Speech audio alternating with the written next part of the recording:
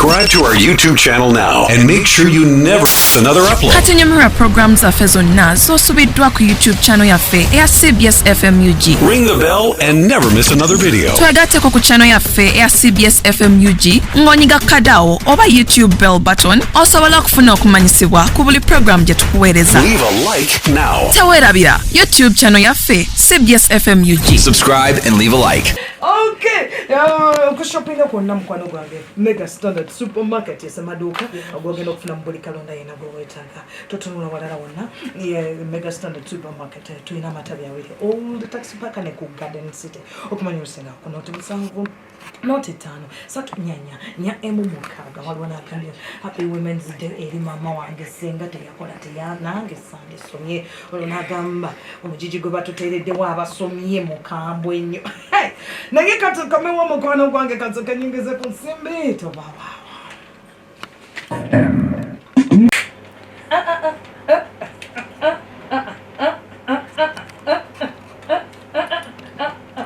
Alright, commander zo ganyine kwa wasekeredde chikamna nazo kambozo kuwera sawa exactly uti bandange ngabuli bandange tewera bila ntima okwetulinyo ku CBS live ku page ya photo sanga ku CBS FM UG official kwetuli CBS FM UG official kwetuli live and clear awonyine mukano kange go to sanga shesha hemi from Sonoma Road. Happy birthday to me. Oh, happy birthday. And the Happy Women's Day goes to my best radio personality, media personality, Haffy Powers. What? Thank you. Asante sana. Now you're bad. How are you doing? That's cool. 2 years ago. I want to go Happy Women's Day to my mommy and the conference from Namasuba. Bata. It's me weekly for Jenny wishing you mukwano. Okay. Tuzeyo nate. Okay. Mulembe guno gwokola mulembe gw'obutakola. Negwe obadde okimanyi nti nno n'abaami kati baagala okubeera nga omukyala asobola okubako ka contributing ewaka baagala okubayambamu Munafu. No. Economy gye tulimu eri too tight bambi munaafuluma nakuba nga talina kyalina nga biganye kati gwoba wafulumye bambi gwe ng'olina kwoleeseyo mwena nga mukwasaganyanga embeera mugitambuza ng'abaana basoma Omanyi abakyala bebekola nga babakkiriza okukola nga bakalabya ku kiboga ogenda okulaba omusajja n'akusimbako guli nogana ye bino bawange tabirina bino bawange tabikola omanyi wakatula bweti mu mwakedi otudde n'ebimuli ne bijja bambi bawo ye tabimanyi ali ku mirimu gyeri yeekanikira mama ebimuli babirese bonna bakuyiira mata bajje ne buno bufuluti you know nogaba kakati ye kati oweka mwagaza kinaye anti kakati olaba ekyo kya muntu nga gwe obeera gwe muntu nga mizeejo kubanga era ne bebalekanga ewaka nga takola era bashamba boyi babavumbikanga ebisiko kayanda ezembozi zaaliwo kubadde aba muntu nga bwasazeewo era kyekyo looza ensonga lwaki wagambye emitwalo 5 oyo kapito wa mwami mulamba gwobeeramu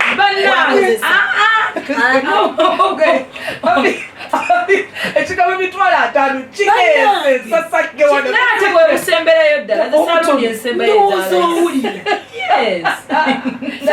olaba ffe bajjajjaffe bamama baffe basibanga bituttwa mu mutwe ekizibu kyammwe kuleeta generation eri gituuza mweno bannange emirembe gikyuse ate gikyusa abasajja bakyali basajja n'abakyala mukyali bakyala ebicocyo bwe kyatondebwa n'embeera eyabulamu egendeera ate era wamaffe yona fisha era tomuwakanya mbuuza lwaki era munange generation gyayogerako ogiraba be batukunamira ku social media era generation gyayogerako ogiraba akwata akazindalo n'ayogera kyatamanyiko omutwe n'akubawo ekigambo nga tamanyi munange era generation ogiraba nti tamanyi nti oba ono nina omuwa ekitiibwa bene nina omuwa ekitiibwa tobawulira nga basabuka bonna basabuka tobawulira bwe basamwasamwa ogiraba generation olaba gye batuuse kyensaba nti abazadde bwe babakola abakyala tebagaalibwa kukola ate n'abaami wabeerewo guidance basobole okuwa abaana obudde kubeera abaana abakuze nga tebalina guidance y'abazadde ba relatives era obalaba nga bisasalala but then waliyo naffe era abakuziddwa abazadde abakola naye era nga ffe waliwo ko difference nti kale teweerabira nnyo you are a mother the moment wenzaala omwana ewaka nja kgenda nkole naye ate obuvunanyizibwa bwange sirina busula wadde nga sobola butukiza 100% n'omukyala asiiba ewaka n'abeerawo all the time thank you ebyo naye era ofunayoko ku budde eno yoze ennywanto z'omwana n'omanya omwami omwadda you divide your schedule naye nze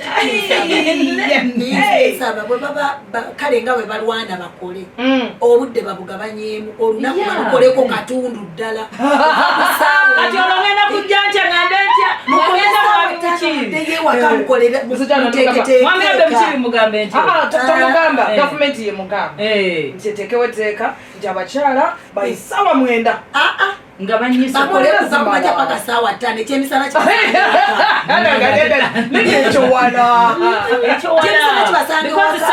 mushede ya bulijjo mirimu kitandika sawa 2 ez'okumakya okitegeera kale sawa nga 9 genda nga afumbye kubanga olaba ne kyebaagala oteekawo like parliament abakyala okuba nti maternity leave bagyongezayo kateri ku myezi 3 bagyongeza paka ku myezi 6 yonse ku mwana omukuzeeko omulabirire naye kati oba olowooza kudda ku mulimu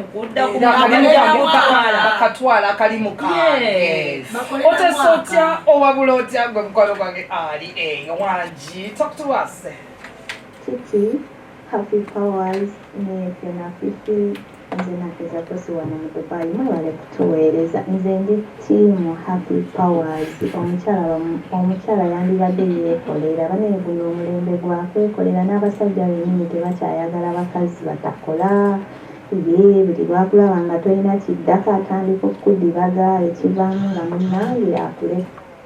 Okay, thank you so much.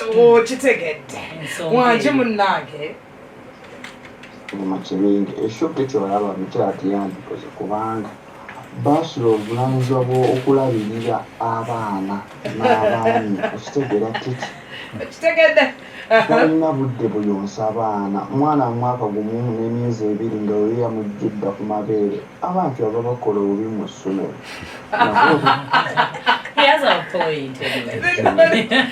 tebayonka Titie labirira mwami na mwana omulekedde meedi omwana n'omwami kati osuubira kyebava bajjo batwalako obu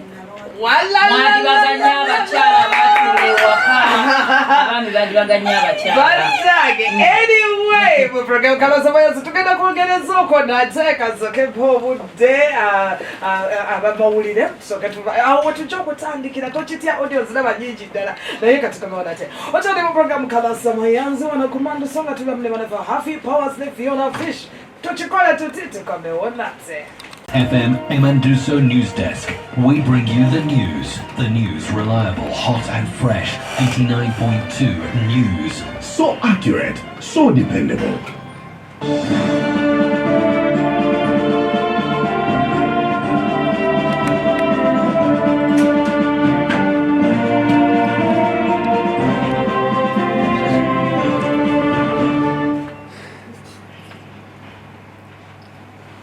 Good morning, dear listeners. In the news at this hour is Ambassador Barbara Nekesa-Oundo, the National Treasurer of the National Resistance Movement. Good morning, ladies and gentlemen. With the Ambassador is Goreti Masade. I'm the Chief Executive Officer of the Uganda Institute of Banking and Financial Services, the first female Chief Executive Officer. The National Resistance Movement's women's leadership has encouraged women and supporters of the ruling party to participate in the upcoming registration, display and update exercise due to start next week on Wednesday, the 13th to the 17th of March 2024.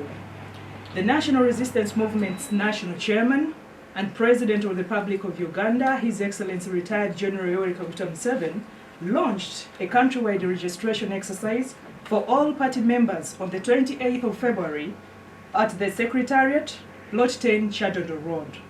Ahead of today's Women's Day celebrations in Katakwi, the second National Vice Chairperson of the NRM and First Deputy Prime Minister, Right Honorable Rebecca Kadaga, has called on all women to go to their village registrars and confirm their details in the membership yellow card.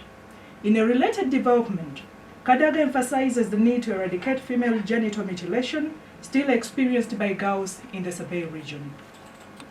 there are still things that we need to handle. A lot of back office is still required.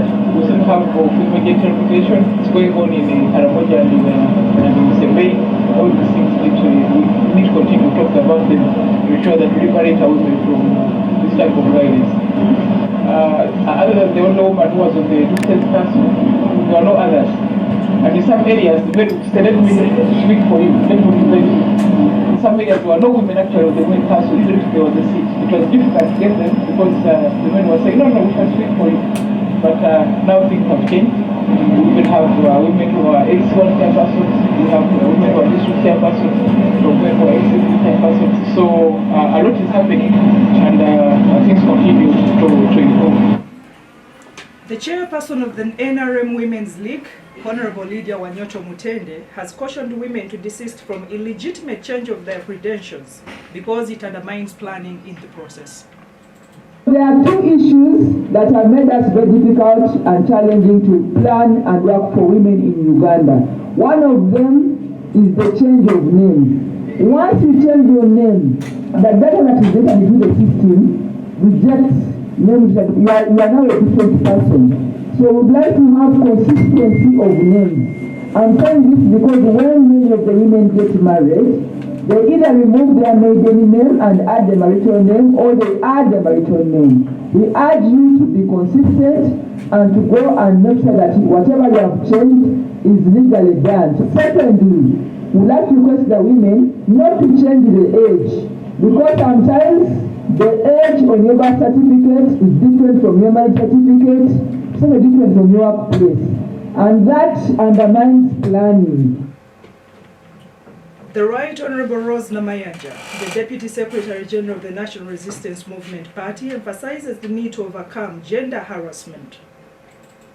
Cases of sexual harassment that we have talked about several times, where if a girl or a lady is going to get a job, they want to first have sex with her, regardless of her qualifications. There are issues of sexual harassment in offices. There are issues of sexual harassment during campaigns. We just want to appeal to the women themselves to believe in themselves and not to fall short of what they are expected of, and not to accept such inducements because they are unethical, they are illegal, and they are unacceptable in the modern world. But we are also warning the men to really desist from that and to tell them that as you do that, remember you have a daughter, remember you have a sister. So do what you would not wish your daughter or sister to go through. The party further tasks women in leadership to build bridges to allow fellow women occupy spaces. Our success as the NRM has always been anchored around the support of women. Every election cycle, its success is guaranteed by the women of Uganda. But we want to ensure that we also use the offices we occupy to build bridges among women in leadership. If you hold a position in the ministry, hold a position in a department, in an agency, we ought to build bridges across these offices to meaningfully impact the lives of the women that continue to trust us with their support every election cycle. When we look at our history, the Buganda Kingdom Minister for Social Services, OHT Wakotilda Nakate Chikomeko, has urged women to interest themselves in learning new technologies and use it to improve their standards of living. Speaking on Women's Day celebrations, OHT Wanakate also advised the young girls in schools to change their attitude towards science, since women's progress significantly requires more scientists. Is that in school, you know, there has been that long-standing, I want to say it's a wrong belief. Look at it, men fear. I'm not strong at science, but I want to assure you that it would be much more about attitude.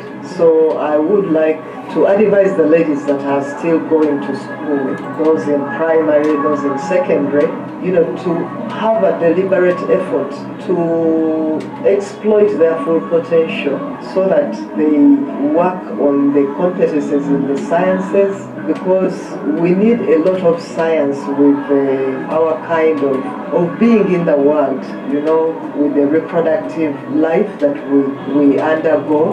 We need the doctors, we need the nurses, we need the science for us to have domestic work done easily. So if all the ladies got professions, if many more ladies got professions in the sciences, my thinking is that we wouldn't lack on areas where we would have a call on a doctor, on an engineer, on somebody that has got the science that would need to make our life easy. So I want to interest everyone to exploit their full potential in the sciences. On the increasing rate of single mothers, she advised men to embrace and live in peace and harmony with land women. She appealed to parents to put more emphasis to raising marriage material for both genders. Motherhood has come about because I think there is parenting that is wanting, both for the girls and for the boys. These days we work a lot, and many homes have got what we call absentee parents. Very little time given to parenting, and this is alleged is that is what is bringing about the single parenting, single mothers especially. So my appeal is we go back to parenting children, both the boy and the girl child, to let them know that at some point they are meant to live together as man and wife, and that the culture and all the norms in this world dictate on the different roles for mothers, for wives and husbands. And this is something that should be inculcated when children are growing up. So my appeal is, let's parent the children very well. For the boy child to know they have to respect women, and for the girl child to know they have to respect the gentleman. Owechtiwa Nakate also appealed to women in leadership positions to work at improving the lives of fellow women. Celebrate, or as we take on any progress in our life, we should see to it that we embrace technology and make sure that whatever we do in business, in our professions, that is required to deliver service to this world, we shouldn't be left behind because of lack of embracing technology. Technology requires that you train almost on a daily basis, that you add value to yourself. A lot of programs come in place. So it is all about embracing continuous learning, continuous yearning for being skilled, for being trained, and that is what I would like to communicate to my fellow women. As the slogan for this year goes, it is inspire, aspire, and then achieve. I want to wish you the best. As the International Women's Day theme tells us, that they are investing in us, investing in women to accelerate progress and inspire inclusion. So hopefully none of us will be left behind. Happy International Women's Day. Women members of parliament from fishing communities have called on the Minister for Fisheries, Honorable Helen Andoa, to speed up regulations for the Fisheries Act that was passed by Parliament. Led by Honorable Helen Nachimuli, the Member of Parliament from Kalangala District, they say the delay by the Minister to have the regulations in place has left many women who deal in fish smoking lose out on their daily source of income. Parliament in 2023 February passed Fisheries and Agriculture Act, and it was actually assented to by the President, but up to now we do not have the guidelines under which these fishermen must operate. Honorable Helen Nachimuli has asked the Minister for Fisheries, Honorable Helen Andoa, to expound on the hurry-up fishing method. Minister for Fisheries came out and banned use of a certain fishing gear for silverfish, and we are wondering under what guidelines did she come out to say the same? If they have failed to do some of those things in the act that we passed, for example, introducing a fishery fund. The government has given people maize seedlings, it has given people maize seeds, it has given people coffee, it has given people seedlings, and what is happening to the fishery sector? In her order, the Honourable Minister Helen Andoa had emphasized the use of a scoop net, which fishermen say violates the current fisheries law, which will put them at an immeasurable loss. Honourable Helen Nachimuli says that currently the minister's order has left many women hopeless and therefore can't afford to look after their families. Single mothers, most of them, their husbands have drowned in the lake. Some have been imprisoned due to illegal fishing and many other illegalities. But you see, they strive to work hard for their families, fend for their families, take their children to school. But the prevailing situation now does not let them fulfill their goal and dream of being hardworking women and fending for their families.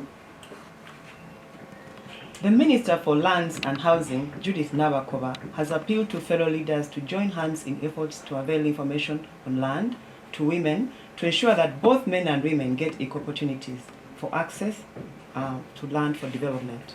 Speaking to CBS, Minister Nabakova revealed that land issues have greatly affected the lives of women since much of their livelihood is based on land, especially in the agricultural sector. And whenever there are land evictions, women are generally affected compared to men. Nabakova says that whenever a woman is empowered with the information on land, they will be able to defend their rights in relation to land ownership. Doing systematic land demarcation and certification program in the western area. The women who had never thought about titling their land because of the cost of survey and a number of activities which are involved and they're a bit expensive, government has solved that, meaning that the public, what they have to do is the goodwill and participation in the entire exercise. We have seen women getting titles, but also more women being brought on board. The land that has been bought by government through the use of land funds, women who have been having villages and never thought of having titles, they are also securing their land rights by having registration and documentation of those rights. Now we believe that a woman with a title can get a bank loan, can use their title to negotiate with investors on how to use their land productively, and they can also be secure to do business and participate in most of the government programs that are handed out. Currently, much as women make up 51% of the total population, they only own less than 20% of the entire land in Uganda. Serita. I'm a botanist by profession. I work with the Uganda Wildlife Conservation Education Center and Thank you so much. Lastly, I want to take the opportunity to wish the women of Uganda and the world at large a happy Women's Day, and I continue to encourage the women of Uganda, most especially, to take opportunity of the available policies that we have in place, availing access to finances, access to education, so that we can be able to accelerate bridging the gap of gender equality. Thank you. How did it feel reading news on radio? It felt wonderful. I don't know if I've been signed up. Please, CBS should sign me up. Thank you so much. Thank you very much, our dear listeners. I would like to encourage all women to remind you that you're special. You've been created special, and those special attributes you have that you bring forth at in your homes are the very same you can bring forth at the workplace. When you grow, when you flourish, when you thrive, the men flourish, they thrive, and the world thrives. Thank you. Teyaliiko yenka naawe tosobola kwogera bintu ebyo ng'ate bawoza bankebera nga siri mulalo naye wamulaba egyo bamuzizaayo bawoza yabadde musalifu naye ng'alina ennaku enzi ate ayinza ondemerayo essanyu alijja banne be badde boogera naye nga bagambye omulamuzi yatuuse mbu n'agamba nze simanyi baabasabye obukadde 5 n'agamba ate ne bubabumpa ne bwe mubusasula sijja nze kumuta Baga ngwe mwayimirire ku station yo eri ku front page. Ojiwulira. Mudangayo. Oho, kumwami n'omwana olina singa kwagalana. Awo batubuuliridde. Titi mukadde ku mimwa. Nite lwakoze ndemo obuuze kiri obvious. Mwami. Chichi. Mwana kukyenda kyo. Gundi. Era mpulidde omukyala agamba muno yagala abaana bano okusinga omwami wo. Naye era nti omwami yavaamu omwana. Chichi. Omwami yaleeta omwana. Nje zindye nambanja. Omwana tokera ku makya n'omukolola Of course, naye mwana gwe basala ku kyenda ekyange. Mwami yamukuwa. Ate era nawe olina ekyenda kyewavaako ekya mama wo. Era n'oyo avuddeko. Tewakera ne kumakya mama n'omulekayo. Namulekayo. Naye era n'oyo omwana agerakera ku makya naye akulekera osigale n'omwami asobola okundekawo. Mama. Kale of course si kyekigendererwa si kyekibeera si gye kirina okuggwera naye singa aba akedde omwana wange asigalawo. Hafi kati mama omala bbanga kinga toyogedde naye. Ekyo buli lunaku buli kwekyusa twogera. Anyway, because communication yayanguyirwa. Naye enyanguko naye ogendayo mugenzi. Ate ono kyatamanyi nti omwana akeera ku makya wano n'omukuba emiggo kati batuuse mu adolescent nakulaga nti mama tolina kyongamba nze njagala olina okugenda n'ono ow'ekigaali olina okusa yasazeewo omwami wange oyo mugo njagala nenkera ku makya nangamba mukwano okuleka nakwatamu negaba amaka nga agazimba n'atambula nandeka nengamba omwana bwange kale singa nayagalamu omwana wange anti ate era n'omwana era naye akisobola okera ku makya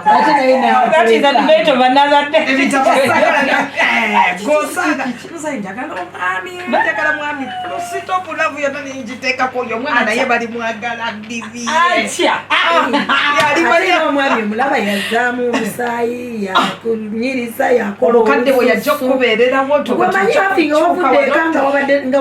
nga mwategeraganye n'omwami wo bulungi obulamu butambula ku TV oyogera ebigambo byereeta byokka naye omanyi gulo gy'obeera bannange munkubi akalimi katulabe welituukayo eyo mulero badene Irene nagamba naye omanyi lwaki tugula obwinga twafuna abasajja abakusala avo oyiza okusanga omuwala nga muto nga akalabusa okusinga ate because the relationship zayitamu up and down sika bino sika biri kwega naye kasita otereerawo omwana w'omukazi nono nekyapa mu mannyago nkufuna titi akyagala kikuva ku mutima wano ku ggumba wano kati ovudde ku mulamu omudde ku script agirese naye agulese naye agwereetedde Women, ladies and gentlemen, Magic is one of our insurance training college. It is a man mwina abade mulumula senior 6 mfano kwa fete twabaleetedde essomo lino certificate of proficiency in insurance. Tubakola wanje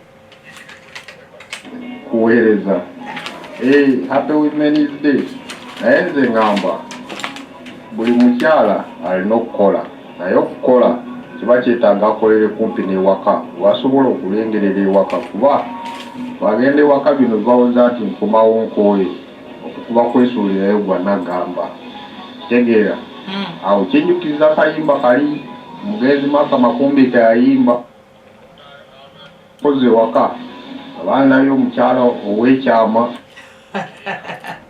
Okay, thank you so much. Wanjimu nange nungamutya.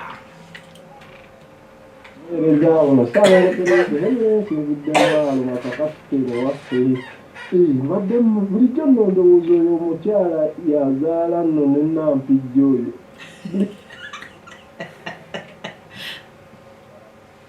akakyamamamera nasinga era ndowooza yamuzaala nga tuzze ku mulamwa omukazi akole kuba abaako ne byakutaasaako oluusi omukazi oba wafuna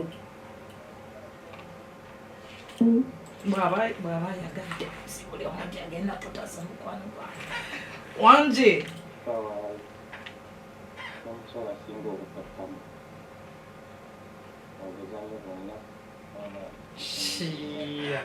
wale kati zigenze kulwange nteesa yinti mubalonda nti omukyala yandibadde akola kubanga teekateeka za katonda tezimanyi bakyala bangi besizibadde abakola bonna balabirira abaana n'okuzaala naye ate banjira omusi abasekeredde omulala bensi amakanika bayanga era banga batalina kandi okuba ti omukyala talina kyeyingiramu so tesakanguluko kyala okay command zigonyere kubikatikobya aba Airtel tongera okutegeeza nti waliwo engeri gy'osobola okusasulamu fees nga totalabakanye totawanye nyigabanyuze kamunyenye M85 kamunyenye mukaga kadala bwotyo osasula mu school pay gwe ne sure pay Airtel Money instant secure and borderless atera ne banafa aba Airtel bongera okutegeeza nti bakwataganye wamu ne banafa aba ARI era nga bawugidde banafa aba Blue Wave okutuusako enkola ya dwaliro care yetya mukwano gwange tugenda kalubiriza abantu singa obutuse kiseera ekyo ng'oli ku kitanda obuzi weterekera nyigabunyezi kamunyenye M85 kadala bwotyo olonde option number 7 eyo no mukwano gwange ejja kuwa enkizo okulondawo insurance gy'osobola insurance tuviira ddala kusinze 15 buli mwezi bwotyo mukwano gwange bw'onootuka mu kaseera ng'olwadde ojja kuba ofuna obujjanjabi obutuufu obw'enjawulo era bw'osaanidde okufuna ova ku banafu aba KCB Bank tongera okutegeeza nti kati omulembe ogw'okutambula n'ensimbi gwaggwako dda banafu aba KCB Bank bagamba tambuza business yo mu KCB Pay kintu kyangu nnyo okwewandiisa tukubire ku noti 831 KCB Bank for people for better ng'ebiŋŋamizo bank enkulu ya Uganda. Okay tugenda ko mu byemizannyo anytime soon hajati agenda kwatuusako ebyemizannyo munamuwulira nno naye Happy Women's Day tebwakidde dda bwe tutuuka ku kyemirimu kino baba abantu abenjawulo bateeseza tukole tetukola naye abo baana endowooza oba egimu tugireke nga kati tubadde twogerakawo omukyala avuga trailer mumuwulidde yali mukano ka video eyagiyisaawo wali ku lutindo nga luguddemu nga negiyisa saidi emu bweti negamba bannange gati emirimu egimu abakyala basaanidde jojo bagite bannange kyo kirekere baami kati ng'okutemenya oba buli kimu tukyenyigiremu azironga zikiyingiza ssente you don't want to know titi emirimu egimu twali gyesonyiye kati okugeza ng'okukanika omukyala n'agwa wansi eri mu mmotoka wansi neyeebakayo ekyo kyangu kuzinga kiriko kino kulinyi kuwala mpa miti oli eri waggulu naye makanika ndowooza kiriwe nze kyendowooza emirimu abakyala gye twandibadde tutenyigiramu nnyo like egyokupayinga nnyo time yaffe since we are mothers oli mukyala ewaka nga gisobola okulekerako kadde okubalansinga ne family newaka because olaba ye taata asobola obutabeerawo ewaka ne bwaba agenza oba bbanga lyenkana kiika for as long as gyali aprovidinga era maama asobola okunnyonnyola abaana dadi gyali era alabirira kyo balanga omusajja asobola obeera amaka agasukka mu mulimu ye n'asigala ng'era bonna abalabirira ng'era taata nefe abakyala olina oconcentratinga ku paati emu osobola ojjwa kati olwo time kati olaba ebyobufuzi bino awo waliwo debate y'amaanyi omukyalo okubeera politician kyalo okubanga alina office ennene nga speaker waffe wa parliament mama nitamombe okuba nti bannange balancing time babeera office ogenda okubookinga appointment office nga kuliko bookings nyingi nnyo watuukira okudda ewaka mu kwana amaka gamusika gamuzeeno ne parliament emusika emuzeeno office emwetaaga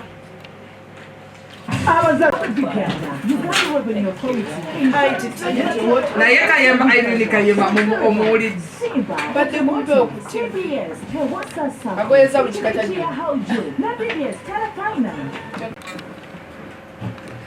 yes olwaleero tutuuse wano mu Kalasa Sports nange omuwagizi wa Seno Lukulwe Sophie Nantongo yes nga mu League ya Star Times Uganda Premier League wali emipiira 3 mu kisaawe Luzira Maroons egenda kubinkana n'ekitala ekulembedde ekimeza wali ekavumba Bright Stars egenda kuzanya Mbarara City erugazi ku kisaawe URA etukene Bull olwaleero ate ku Saturday Gaddafi egenda kuzanya ne NEC UPDF ezanye ne Busoga United ate Villa ebenge esamba ne Express Sunday Wakiso Giants ne Vipers ekitende gugwa bitala tugenda kugula bakiro yes ate ekimeza kya ligi nga bwe kiri kitala yekulembedde ne points 39 Bull ne points 38, Vipers 32 ate Neck 31.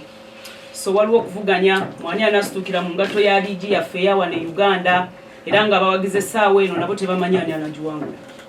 Nelson Senkatu wa Bright Stars ne Muhammad Shaban wa KCCFC be bakulembedde abateebi ba ggoolo nga balina ggoolo 11. Ate Dennis Omendi owa Kitara ne Isaac wa Goina onono wa Express ne bajja ne ggoolo 10. Akati awo ani anagitwala.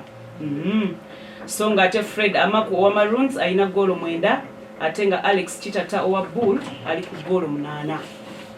Barifuli abagenda okulamula omupiira namba 2 mu ligi ya Uganda bamaze okukakasibwa nga Ali Sabira yali mu gw'obunkenke ogwa Villa ne Express enkya mu kisaawe Wankulukuku. Maroons ne Kitala gugenda kubeera luzira era nga gwakulamulwa Nabadda Shamira mukyala yana ate nga agenda kuyambibwako Nasolo Elizabeth oyo naye mukyala ne Tony Ajira. Ogwa Bright Stars Ebalala City gwakulamulwa Sally Mashmut. Yeri Farina Sa Muhammad yagenda okukomonta ogwa Bull ng'ekyalidde URA ebuzira. Olwo Ahmed Dabe yingirewo Gaddafi ne Neck genda kulamula Paul Tulyamuleeba. Yes, leero mu All Africa Games omupiira gw'ebigero ogw'abawala. Ogw'abawala Senegal ne Cameroon. Olwaleero Nigeria ne Morocco bagenda kubanga batunka so nga ate olunaku olw'enkya Uganda She Cranes bagenda kuyingirawo nga bazanya ne Tanzania ku ssaawa 2 ez'ekiro. Awulo Ghana eggalewo ne Ethiopia ku ssaawa 5. So nga ate amawulire agavaako mu club zaffe ez'ebweru engeri gye lunaku lw'abakyala omusambi w'omupiira owe Zambia gwe bayita Barbara Banda agudde mu bintu bwakansibwa wiro Luganda bwakansibwa club ya Orlando Pride ng'emwadde ensimbi eziri mu byafaayo. Omuteebi ono aguliddwa emitwalo 74 egya dola oba mu Uganda zezameka okuva mu club ye eya Shanghai Shenhua. Mu muzannyo gwaffe ogwa Formula 1 weekend eno tuli mu Saudi Grand Prix eyasooka yali Bahrain Max Verstappen gamanyi nja kweruma n'awangula Red Bull. Awo tuli ku Red Bull banange. Omukomonsi wa firimbi Rebecca Welch wakuteebwa mu Premier League Hall of Fame oluvannyuma lw'okufuuka omukazi eyasooka okufuuwa firimbi mu Premier League. Oyo ye mukazi eyasooka. So nga ate n'abaase n'osinza kuvawo nga sibabuulidde Martinelli ayinza okusamba anti mukimanyi tugenda wali eri wennyini tugenda kuzanya ne Brentford. Martinelli yakomyewo omanyi kati Arsenal twafuuse gwotuwa gwe tukuba tuta Arsenal the Gunners the silencer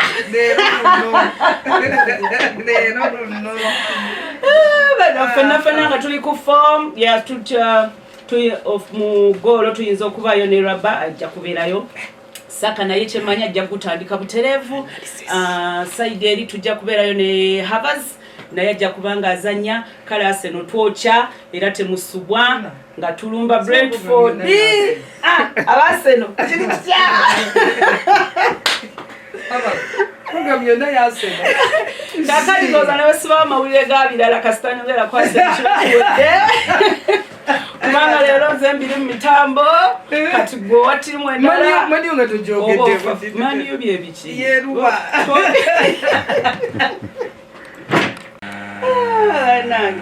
abantu bagala okumanya English Premier League egenda banya basamba olunaku olw'enkya ku Lwomukaaga tuyina Man U United Man U egenda kuzanya Everton. Yes, nga Man U yekyaziza ate nga banagikuba enekuba naye kati nze abantu abasiba ku Man U bakola batya kanti balekere kugera kubeerawo ku ssaawa 9:30 ate nga ku 12 tuyingirewo ne Bournemouth ng'ekyaziza Sheffield. Ssaawa 12 era wabeereyo Crystal Palace ng'ezanya ne Luton. 12 era wabeereyo Wolves ng'ekyaza Fulham. Wolves yegukyaziza kati awo ku 2:00 banantamegwa the silencer the Gunners Arsenal tuchaze Brentford tuli waka wennyini so Arsenal temuvaawo ku ssaawa 2:30 mujje tusirisa abantu nga bulijjo. Yes, mpozi era okubongerayo Cardiff ejja kuba ekyaza Ipswich wano tuli mu championship banange. Blackburn sawa 12 ezanye Plymouth, Hulster ekyaze Leicester, Millwall ekyaze Birmingham, Norwich ekyaze Rotherham, ndilo oluzungu, Preston ekyaze Stoke, QPR ekyaze Middlesbrough, Southampton Sunderland and Watford ekyaze Coventry. Ate wali mu ligi y'Ebufalansa wajja kubayo ettiimu nno zino bw'oyagala bw'ogiyita naye awulira mmanyi ojja kuba ontegedde. Lorient ejja kukyaza Lyon, ate Lens ekyaze Brest. German Bundesliga Bayern ejja kukyaza Mainz, Leipzig ekyaze Darmstadt, Gladbach ekyaze Colin. So bwe bityo bwe biyimiridde ate nga yeri mu Italy Kajirali ejja kukyaza Salernitana. Naye mmanyi nti abantu bano temwagala nnyo okugoberera mupiira. Spain tubeere mu Valencia ne Getafe. Naye nga ku ssaawa 2 n'ekitundu Arsenal buli omu mpeereza wano message we tugenda okugulabira. Tulumya abayaaye mbuno presenter tabaako na side. Olwaleero lunaku lw'abakyala. Presenter w'olwaleero alina abakyala. So nga Aston Villa ejja kukyaza Tottenham. Brighton ekyaze tuli mu English Premier League banange. Brighton ekyaze Nottingham Forest, West Ham ekyaze Burnley ne Liverpool. Liverpool ekyaza Man City ku ssaawa 12:45. Awo Arsenal tuwagirani bannange. Wulira mumpe mu comment section zamwawo. Komewo nga temba wulira abaseno gwe tugenda okuwagira. Mubadde bawuliriza balungi wano ku Kalasa Sport. Nange Sophie Nantongo, happy Women's Day.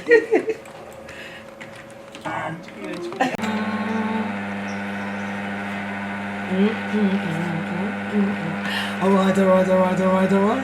Come on, so can you look on the program? Kalasa Manzo, she's called Spicy Diana. Omulembe ate watching nada. And okuva kuna.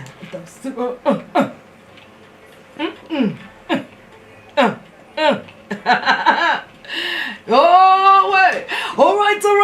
Whenever a centenary bank tabongera okutegeza mukano gwange abakyala nga tukuza mwezi guno omwezi gwaffe ogwa March.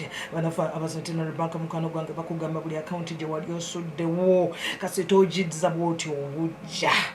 Tugenda kuba tukuwa the superwoman loan etaliko security. Chivudde mu centenary bank yennyini. Lwekyo mukono gwange sinwe account eyo gye wali weebasa gizingulu banava aba centenary bank bagenda kuwa superwoman loan. Centenary bank our bank. Alright, tuwelabira okusasula fees z'omwana ng'okozesa momo. Kintu kigenda kwanguyira mukwano gwange. Tojja kakaza nansimbi za fees ozigule atotandika okusimba line ozirikire mu line za banka tosiba olunaku lulamba olutengo li mu banka mukono gwange kozesa MTN momo tokanga tera oli wakalula kagenda okwatibwa mu jjo kwewangulira ojjo kuwangula ensimbi kasitoberanga wasasula fees ngokozesa MTN momo. Alright tuzayo nate bagenyi mwe bali wano naye omwana Sophie Arsenal onde sonta nkulidde abamanyi ne Arsenal no Haffy watch. Ndio Manchester United. Waji! Obunda ke kaso kenda bakokuba Sophie ngamba naye gwe. With due respect. Yeah. Manyi munange. Bade manyi toyiza funa manyi gunange ko naye kale. Ogera wendi musayi. Red Devils. Ate madam fiena fish. Zenkubulira ekijja olwaleero net otirotya program nojunzikire side kati olaba wagiza abalala abalese bakole batya agikomeredde bana bonna nalisema manyubeere bana singa nze nkoze program bade mutaka kazinga badago bade kyekoze Arsenal olwaba Arsenal silencer agambye tweiteko no mu comment ogenda kulabira wo mupiira oba asano wano tuwagire ki kwegamba bamenga yenna alaba ndowooza terina lunaku bwerikuwa era muteri genjovu nti teri vayo waggulu w'emmeeza namwe mwatuyiwa nnyo manyi sitine maninga babaka mupiira netball nvuddeyo ngeruvuddeyo anyway tubadde tuli twogera ku mirimu gino kale tetusigadde mabega tugambye tetukkiriza kusigala omukyala wawo omulembe guno tagenda sigala mabega naye maama buli kijja tucape bucapi nti buli guze ffe tuuyo omukyala nawulirako excuse bana abakyala banneekolera jange abeeri ku street the people excuse them naddala singa omufuna n'oyogerako naye nakunyumiza yali mufumbo omusajja namuzaalamu abaana n'abamulekera abaana balina okusoma abaana balina okukola bwe bati and all that I had a discussion with my friends nabokera ku makya mama wo nakubuulira oba nawulira emboozi nti yaliko ku street oba omulimu ogwo yagukolako okitwala otya naye ate era akuze balina okunyonyola mwana wange kitawo yali amusuddewo era munange nali nfuba kulaba oli bakyala banno munange abatambuza kyayi abakola kale fena twalitambuza kyayi maama wali emirala waliwo embeera omuntu nga kwegamba nga ne bwoba mwana nga tukyalina kyagikolera naye ate oyinza okwesanga abakyala abo nga babaddewo nnyo ku lw'abaana baabwe era nga babaweera era nga basomye naye ngaakimanyi maama ssente azijja mu bulumi kunyigirizibwa kwampeereddemu ate basoma ng'okimanyi nti maama neeko maama neeko bano abaana abalina eddala ab'okukampasi abakkirirayo olaba bwajagakoze mama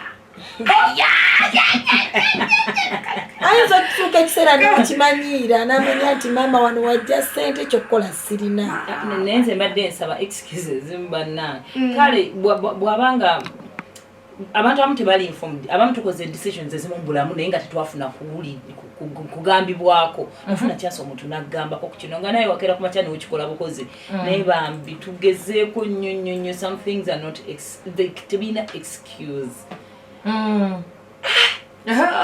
mama yeryamu n'ensoma kati walwalirayo nga ngamba obulamu bwe yabuteeka yabuteeka ku risk era n'okimanya n'okimanya n'obaawo awo omwana omujjanjaba na mutima gumu gamba mama munange yeewaayo ku omujjanjaba hey Wanji how are you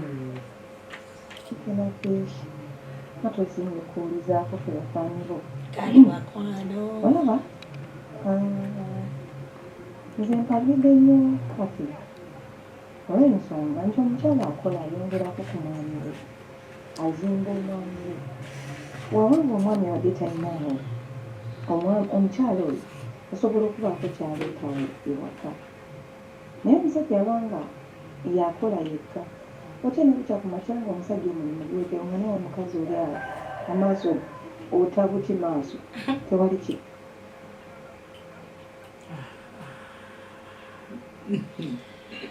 nga bitaddemu embeera naye olumu abasajja bagaana okukola kati ego zaabwe zezibasumbuwa ate asajja ateroga mukazi wafunamu kasente ajja kundyoga ajja kunkinako ajja kukola ki naye just oyo ego ye yebemusumbuwa omukyala muleka agenda akole musupporting kale muteekewo amateeka naye nga kimanyi nti era omukyala ng'olinamu kasente mulina ekituufu kireetina wakisefugi ekyo kituufu ekyo kyabutonde titi bw'onoofuga omukazi atalinamu kasente si bwogenda ofuga omukazi alinamu akasente kati Christmas bwetuuka atakola gw'onoogamba sirinawo sente togenda mu kyalo nze mba nazibazedde era nga mafunabeka bafunye weebale nnyo ngenda kubuza ekibuzo kimu obadde ogenda kumpaaki ekyo kireke mama njagala oyingire wano 12 please I have to go out I'm telling you it is your money that I'm using no supposed to say so you know hey njagala okwewaamu kakati come back and do what you know hey bwotera kama teeka mbu obwoteka omukozi okasigenda musasula can afford to pay the maid inye musasula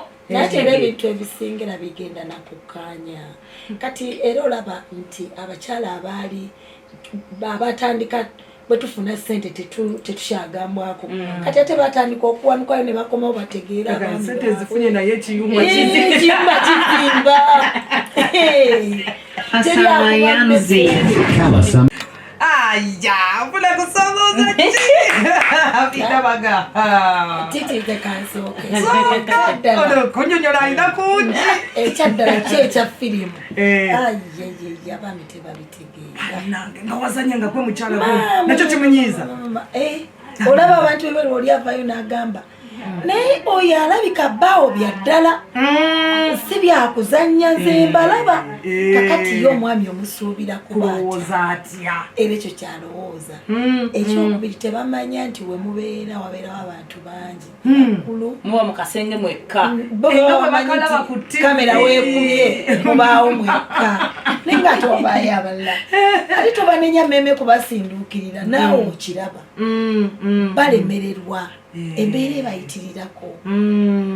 Naye simanyi embeera eyo kwegamba naawe ne bw'obeera lwaleero nga gwe kiri eri wa mwami. Mufunza omwami agenda okwana mu Nakatemba. Yesiba bbiri. Osi wotabirabira ddala. Nze kulinda lw'okomyewo lwe oba okuzannya biki gwe gwomanyi temubindaga. Kyokka alina okubeera faaniwo. Omuntu oyo alina okubeera faaniwo. Bwe bubeera musinduukiriza emmeme nga bankubye kapeeki. Olw'emirembe awaka tukole ki? Okimanyi teriyo omwana eyanyumiza bambi tunyumya nabo. Yajja n'agamba yali mupya era yamala n'alemererwa.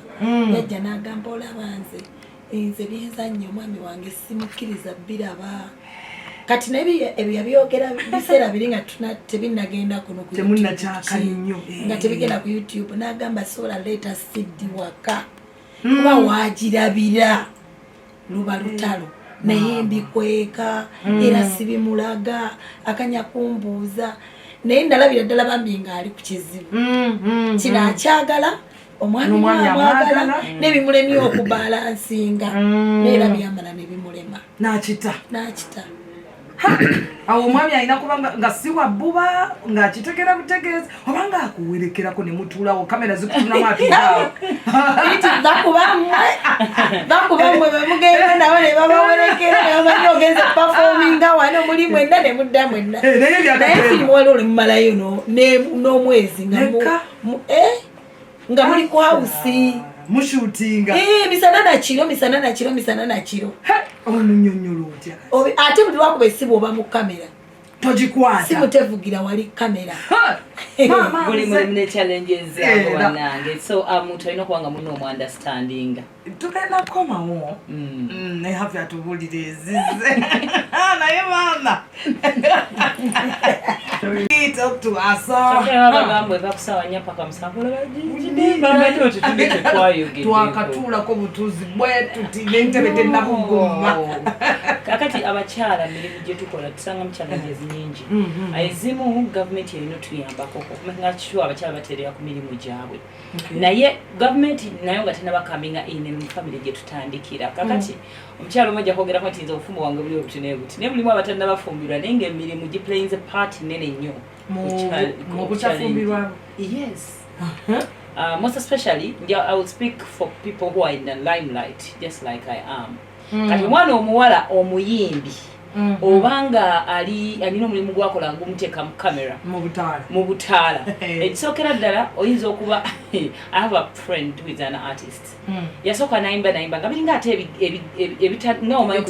ebitammuke kati webigenda ate okummukira watuuka ogamba this is the time walowooleza this is the right time wenandifunidde omwami to get married to settle have children omanyi backset ebeeraawo titi kati no kyo kimanyi embaga bafaani basazeeko tukaze omwami and all that kufuna lubuto ate badde ku piki ya game yo kati olumu wabeerawo setback not because omuntu oba tomwagala but okola okusalawo okwo kuba kunene nnyo kakati this time kati nga wenyiga saawa zina I could be on the peak of my game kati ng'omusajja atangamba ate funa olubuto not because I don't want but kyembadde nwanirira okutuuka kolaba kari eyo kintu olumu kinene nnyo then also abasajja ebisabisina they don't believe in us most especially us n'emirimu gye tukola agamba nga ye bwala bwakulaba alowooza era n'ensi yonna abasajja bakulaba everyone wants you kati ate bo ekyo kintu bakiyinterpretinga bubi because every man wants me as a woman balowooza kyekinfuula malaaya. You get my point? Titi bw'otuula mu basajja nga bataano nga buli omu agamba chwale kyonkyagala kulokubanga bali banjagala ate me I become the malaya. okimanyi nti buli bakyala 10 abakyala 7 abaami babafuna gye bakola gyebawangalira omusajja mutuufu okweraliikirira yes mutuufu nnyo 100% okweraliikirira but olina omutrustinga olina ogezaako buli kimu kirimu challenges ate yena kyayogedde nti balina ensonga tolaba ku mirimu gyaffe tino batugaana oddatinga supposed to cap and all that but wano wemala obudde kuba saawa 2 paka saawa 12 oba 11 Kokota.